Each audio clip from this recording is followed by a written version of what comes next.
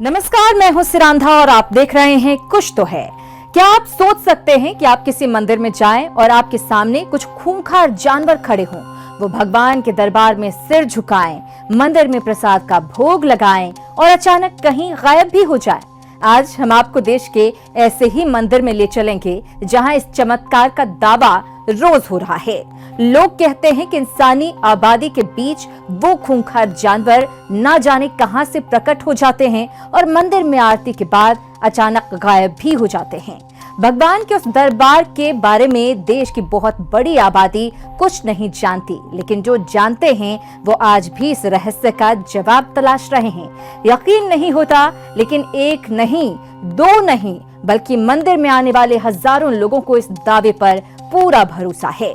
भरोसा इसलिए कि उन लोगों ने इस चमत्कार को अपनी आंखों से देखा है। इन दावों को सुनने के बाद हमारी टीम भी उस मंदिर के लिए रवाना हुई ताकि हकीकत को कैमरे के जरिए परखा जा सके। एक युगों पुरानी परंपरा, मंदिर में प्रसाद का बनना, प्रसाद को उस चबूतरे पर रख देना, थाली को पीटना और एक रहस्यमय आवाज के साथ जंगली जानवरों को न्योता देना।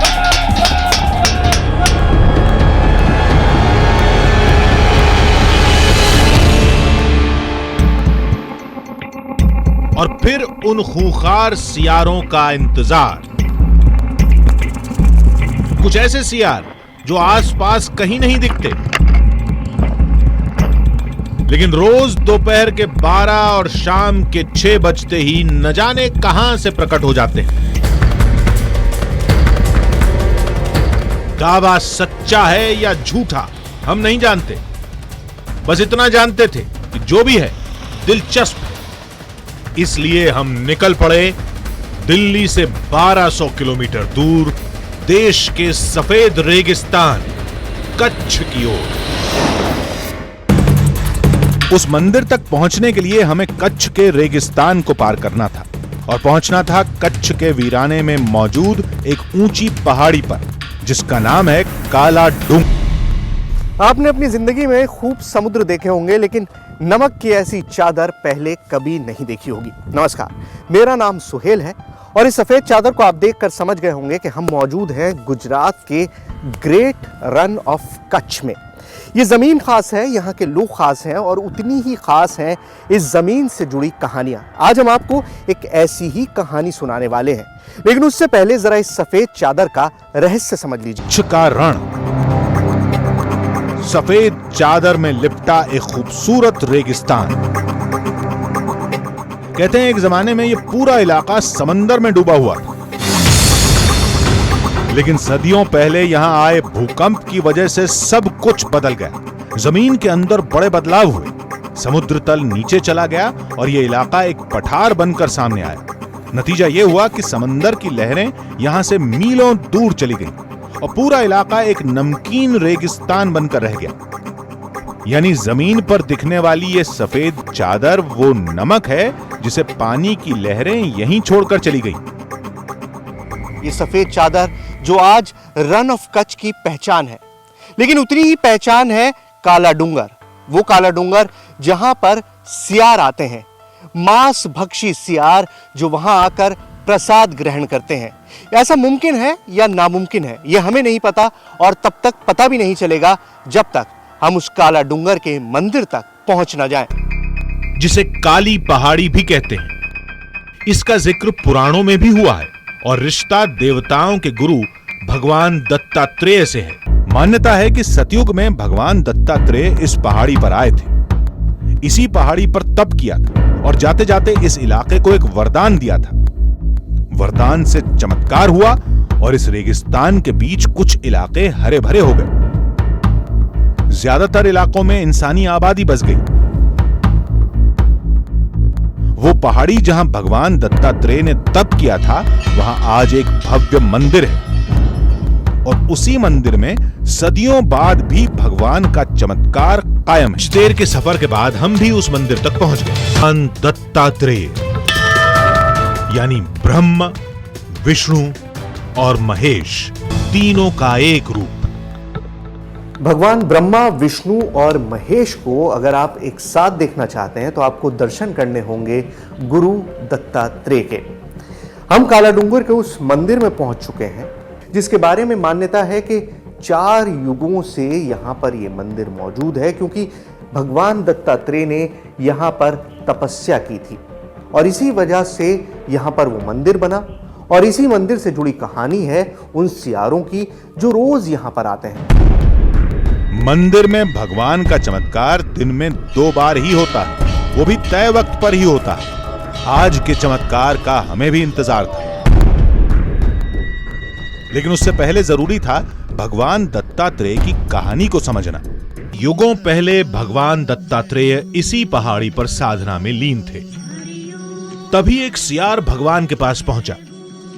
भगवान के पास सियार को खिलाने के लिए कुछ भी नहीं था और सियार का भूखा वापस जाना धर्म के खिलाफ था। इसलिए भगवान ने अपने शरीर के अंग काटकर सियार के सामने रख दिए, लेकिन सियार ने मांस के उन टुकड़ों को खाने से इनकार कर दिया। कहा जाता है कि इसके बाद भगवान ने अपनी पोटली से चावल और गुड़ निकालकर सियार के सामने पेश किया और सियार उन्हें खाने लगा। ऐसी मान्यता है कि उस दिन के बाद रोज यहां ऐसा ही होता है। रोज चावल और गुड़ का भोग लगता है और उसे खाने कुछ सियार अपने आप चले आते हैं। चमत्कार कहो या कुछ भी कहो कि जब भी लौंग लौंग की ये साध पड़ेगा तो वो कहीं पे भी होंगे, वो अपने आप वहां पे वो आ जाते हैं। संभाव से देखा जाए तो वो अपना नियमित समय से आएंगे।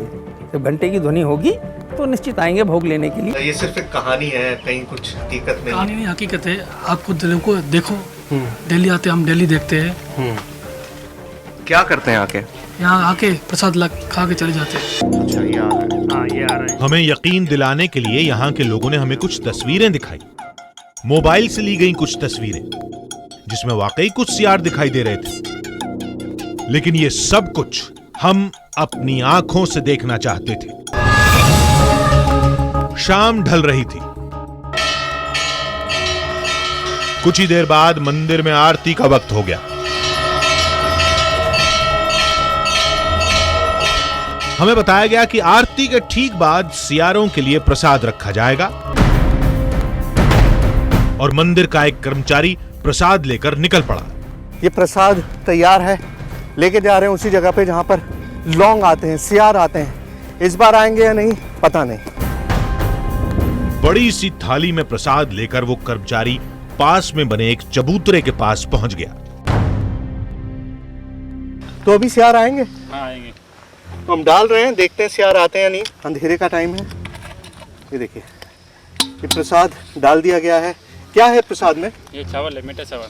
अच्छा, मीठा चावल है। तो मीठा चावल डाला गया है और देखिए अब ये थाली पीटेंगे। हाँ, और बजाएंगे फिर आएंगे।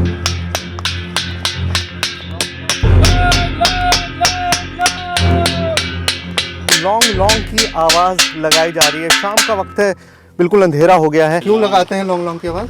लौंग लौंग की गुरुदत्त भगवान है ना, अपना अंग दिया था ना उसको। हाँ, अंग दिया था, इसलिए लौंग बोलते हैं। लौंग। तो हाँ। वो लौंग बिगड़ के लौंग हो गया। हाँ, तो अब आवाज लगा दी है। अब कितनी देर इंतजार करना होगा? अब 10-15 मिनट इंतजार करना पड़ेगा। मंदिर के कर्मचारी के साथ हम भी वहां से दूर हो गए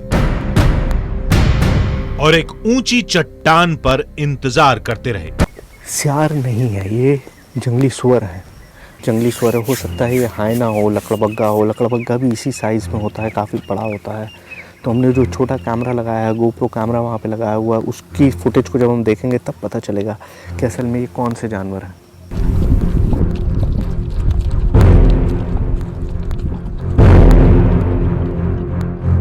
उस चबूतरे पर हलचल बंद हुई तो हमने वहां जाने का फैसला किया।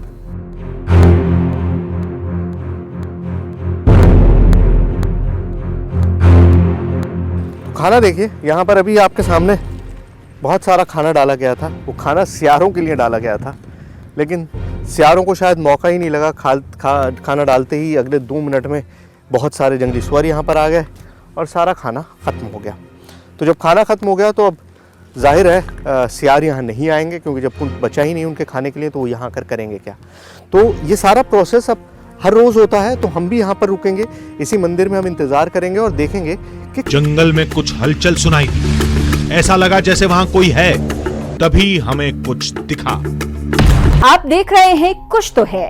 कौन मानेगा कि इंसानी आबादी के बीच एक मंदिर में सियारों का झुंड रोज आता है, भगवान के दरबार में सिर झुकाता है और मंदिर में प्रसाद का पहला भोग भी लगाता है और लोगों की आंखों के सामने अचानक गायब हो जाता है। दावा है कि ये सब देवताओं के गुरु भगवान दत्तात्रेय की लीला है, जिसका जिक्र पुराणों में भी हुआ है। आज हो रहा है इस रहस्य का खुलासा आपकी आंखों के सामने। आइए देखते हैं आगे। जिसे देखो बस यही कहता है कि रोज की तरह सियार आज भी आएंगे, मंदिर में प्रसाद का भोग लगाएंगे और उन जंगलों में कहीं गायब हो जाएंगे। लेकिन उससे पहले एक और दावा हमें हैरान कर गया। लोगों ने बताया कि आसपास के जंगलों में कई बार सियार के झुंड की तलाश की गई, लेकिन कुछ नहीं मिला। इलाके के किसी इंसान ने दत्तात्रेय मंदिर के अलावा सियार को कभी नहीं देखा। उनकी नजर में यह सब कुछ कोई इत्तेफाक नहीं, बल्कि एक चमत्कार है। जी नहीं, चमत्कार मान लीजिए। आप यहाँ पर घूम के देखें, कहीं पर भी आपको कंदराएं ऐसी नहीं मिलेंगी जहाँ पे सियार छुप सके। तो जब छुपते नहीं हैं, कहाँ जाते हैं, कहाँ से आते हैं, इनके बारे में कुछ नहीं पता चलता। आप चारों तरफ अवलोकन कर लीजिए, ऐसा कुछ नहीं मिलेगा आपको। हाथ कंगन को आरसी किया, जंगल सामने था, तो सोचा एक तलाश हम भी कर लेते हैं।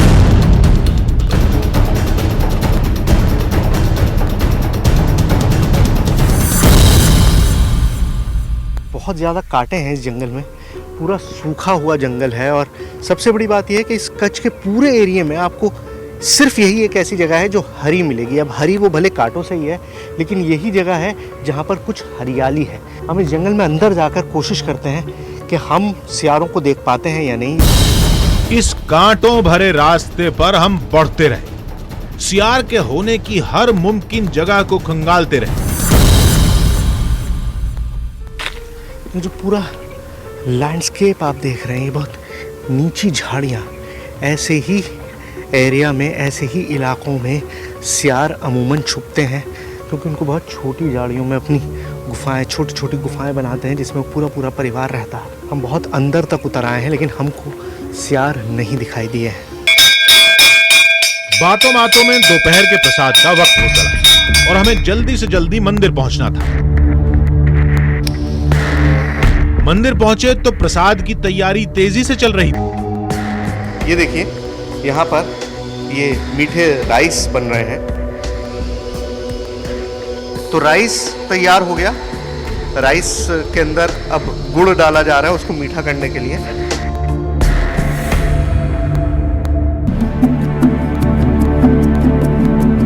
सियारों को प्रसाद का भोग लगाने से पहले भगवान दत्तात्रेय के दरबार में हाजिरी लगाई गई, उनसे इजाजत मांगी गई और फिर मंदिर का कर्मचारी हाथों में प्रसाद की थाली लिए निकल पड़ा।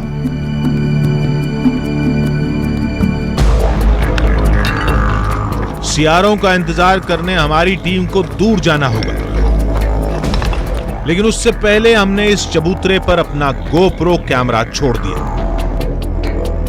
ताकि सियार आए तो उनकी तस्वीरें आसानी से मिल जाएं। ये हमने यहाँ पर ये सेटअप लगाया है। अब देखिए, मेरा ये एक छोटा कैमरा यहाँ पर मैंने लगा दिया है, इसे गोप्रो कैमरा कहते हैं। और ये गोप्रो कैमरा हमने लगाया है ताकि हम जो हरकत यहाँ पर हो, जो भी सियार यहाँ पर आए, उनको हम पकड़ सके। बारी अब इंतजार की थी, वो भी इस जगह से थोड़ी दूर, ताकि सियारों को किसी इंसान की मौजूदगी का एहसास न हो। यहां से कुछ भी साफ साफ देख पाना मुश्किल था, लेकिन उस चबूतरे पर मौजूद गोप्रो कैमरा सब कुछ देखेगा और सारी तस्वीर हमारे सामने आ जाएगी। शुरुआत चिड़ियों से हुई और कुछ ही देर में एक के बाद एक 3 नेवले भी आ गए। 15 मिनट हो चुके हैं और इस 15 मिनट के अंदर सिर्फ नेवले ही दिखाई दिए हैं। पहले 1-2 नेवले थे, अब वहां पर 3 नेवले हैं। देखते देखते जंगल में कुछ हलचल सुनाई दी। ऐसा लगा जैसे वहां कोई है। तभी हमें कुछ दिखा, शायद वही जिसकी तलाश थी। अरे वो रहा, देखिए, ओह गॉड, अगर आपने नहीं देखा होगा तो यकीन नहीं कर सकते, बिल्कुल बिजली की तरह आया। मैंने भी अगर देखा नहीं होता अपनी आंखों से तो शायद मुझे भी यकीन नहीं होता। ये सब कुछ महज चंद सेकंड में हुआ है, चंद सेकंड में। और मुझे यकीन है कि हमारा जो गोप्रो कैमरा वहाँ लगा हुआ है उसमें ये कैप्चर जरूर हुआ। ये देखते हैं हमको क्या मिला है। सियार को हमने अपनी आंखों से देखा है, अब आप भी देखिए। हमने कैमरे की तस्वीरों को खंगाला तो होश उड़ गए। भगवान दत्तात्रेय का मंदिर और एक सदियों पुराने चमत्कार का दावा कि उस मंदिर के प्रसाद का पहला भोग लगाने कुछ सियार आते हैं। लोग मानते हैं कि वो सियार भगवान के भक्त हैं। हमारी टीम ने इस रहस्य का खुलासा करने के लिए एक गोप्रो कैमरे का सहारा लिया। आइए देखते हैं उस कैमरे में क्या रिकॉर्ड हुआ। देखते हैं हमको क्या मिला है। सियार को हमने अपनी आंखों से देखा है, अब आप भी देखिए कि सियार यहाँ पर आए थे, उन्होंने क्या खाया, प्रसाद ग्रहण किया और ये बात साबित कर दी कि युगों से जो कुछ यहाँ पर होता आया है वो आज भी होता है। हमने कैमरे की तस्वीरों को खंगाला तो होश उड़ गए। शुरुआत में 2 सियार चबूतरे के ऊपर चढ़ते हैं, प्रसाद को चखते हैं और लौट भी जाते हैं। लेकिन फिर एक के बाद एक सियारों का पूरा झुंड आता है। 2, 4, 6, 8, देखते ही देखते करीब 10 सियार पहुंच गए। एक मांसाहारी जानवर जिसे जंगल में शिकार करने की आदत है, वो इस मंदिर में शाकाहारी प्रसाद खा रहा था। सियारों का वो झुंड काफी देर तक रहा और फिर अचानक कहीं गुम हो गया। मंदिर में मौजूद तमाम लोग आज फिर उस चमत्कार को नमस्कार करने लगे। हमने जो कुछ भी देखा वो किसी अचंभे से कम नहीं था। हम सोच में पड़ गए कि आखिर मंदिर में सियारों का आना वाकई भगवान की महिमा है या फिर इसकी कोई और वजह भी हो सकती है। इसलिए हम मिलने पहुंचे जाने माने wild life expert Kartik Satyanarayan से। यदि ये मंदिर में ये लोग इनको दे रहे कोई चीज़, इसका मतलब यही है कि उसको वो आसानी से मिल जा रहा है, तो वो उस टाइम निकल के वो उसको खा के वो चला जा रहा है। तो ये कोई चमत्कार वाली बात है नहीं, ये नॉर्मल एनिमल बिहेवियर है कि कहीं उसको कम मेहनत करते हुए उसको खाना प्राप्त हो रहा है तो वो उसको जरूर खाएगा। कार्तिक के मुताबिक एक मांसाहारी जानवर का शाकाहारी प्रसाद खा लेना कोई ताज्जुब की बात नहीं है। इसकी भी एक वजह है। जानवर को भी और इंसान को भी एडिक्शन हो जाता है थोड़े दिन बाद कि मीठा थोड़ा सा चाट लिया और फिर जब हमारा सुक्रोज लेवल्स और ब्लड शुगर लेवल्स इंक्रीज हो जाता है, उससे ऑटोमेटिकली एक एनर्जी हाई मिलता है, थोड़ा सा ज़्यादा एनर्जी मिलता है, चाहे वो जानवर हो या इंसान हो। हमें बताया गया कि मंदिर में प्रसाद रखने के बाद थाली को पीटना सियारों के लिए एक इशारा है और सदियों से जारी ये सिलसिला अब सियारों की आदत बन चुका है। ये जो एक साउंड करना और एक रिवॉर्ड देना, मतलब कोई फायदेमंद चीज़ मिलना, ये नॉर्मल पॉजिटिव कंडीशनिंग या ऑपरेंट कंडीशनिंग या पॉजिटिव रीइंफोर्समेंट बोला जाता है कि यदि हम कहीं जाते हैं और हमें कुछ उसमें फ़ायदा हो तो वो ऑटोमेटिकली हमारा ब्रेन जो है या जानवर का ब्रेन जो है वो उन दोनों सिग्नल्स को कनेक्ट करके उसको ब्रिज कर लेता है कि हम, यदि सियार ये समझता है कि यदि घंटी बजती है और हम वहाँ जाते तो हमें खाने के लिए कुछ चीज़ मिलता है। सर्कस या घर के पालतू जानवरों को ट्रेनिंग देने के लिए भी कुछ यही ट्रिक अपनाई जाती है। किसी खास आवाज के जरिए उन्हें कोई खास काम का सिग्नल दिया जाता है और धीरे धीरे वो आवाज जानवरों के लिए एक इशारा बन जाती है।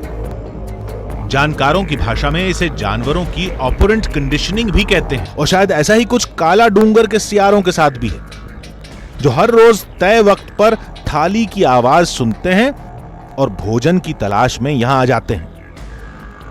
आसपास शिकार की ज्यादा गुंजाइश नहीं है, इसलिए शाकाहारी प्रसाद खाना उनकी मजबूरी भी है। यानी काला डूंगर की वो कहानियां आधी हकीकत भी हैं तो थोड़ा सा फसाना भी। जानकारों की माने तो ये सब कोई चमत्कार नहीं। देश में तमाम मंदिर हैं जहां ऐसे चमत्कारों का दावा होता है, लेकिन इस कहानी को अगर भक्तों की नजर से देखें तो वहां जो कुछ होता है वो भगवान की महिमा है। वैसे भी आस्था से बढ़कर कुछ नहीं होता, न कोई तर्क, न कोई विज्ञान। तो फिर आपसे फिर मिलेंगे रहस्य की एक और दास्तान के साथ। तब तक के लिए पूरी टीम को दीजिए इजाजत। नमस्कार।